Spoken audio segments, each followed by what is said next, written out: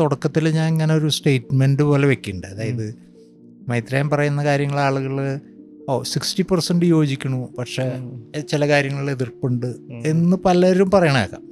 അപ്പം ഞാൻ ഇങ്ങനെ പറയുന്നുണ്ട്, ഞാൻ നമ്മളുടെ ബുക്കിൻ്റെ തുടക്കത്തിൽ മൈത്രേയൻ പറയുന്ന കാര്യങ്ങൾ അങ്ങനെ പകുതി യോജിക്കുക പകുതി വിയോജിക്കുക അങ്ങനെ പറ്റില്ലല്ലോ എന്ന് പറഞ്ഞു. അത് പറ്റില്ല എന്ന് പറയണതിൻ്റെ കാരണം വേറെ ഒന്നുമല്ല, മൈത്രേയൻ ഉപയോഗിക്കുന്ന ടൂളിൻ്റെ പ്രത്യേകതയാണ്. അപ്പോൾ മൈത്രേയൻ ഞാൻ ഇതിപ്പോൾ മനസ്സിലാക്കിയപ്പോൾ പുസ്തകത്തെക്കുറിച്ച് പറയുകയാണെന്നുണ്ടെങ്കിൽ മൈത്രേയൻ്റെ ഒരു കാഴ്ച, ഒരു പെർസ്പെക്റ്റീവ് അല്ലെങ്കിൽ ഒരു കാഴ്ചപ്പാട് അല്ലെങ്കിൽ ഒരു ടൂള് മൈത്രേയൻ ഉപയോഗിക്കുന്നത് എവല്യൂഷനാണ്.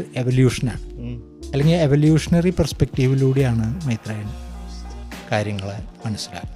പക്ഷെ മൈത്രേയൻ അതിനെ എവല്യൂഷണറി ഒരു പെർസ്പെക്റ്റീവിലൂടെ മനസ്സിലാക്കി അതിനെ പ്ലേസ് ചെയ്യുന്നത് ഒരു ഡെമോക്രാറ്റിക് ഫ്രെയിംവർക്കിലാണ്.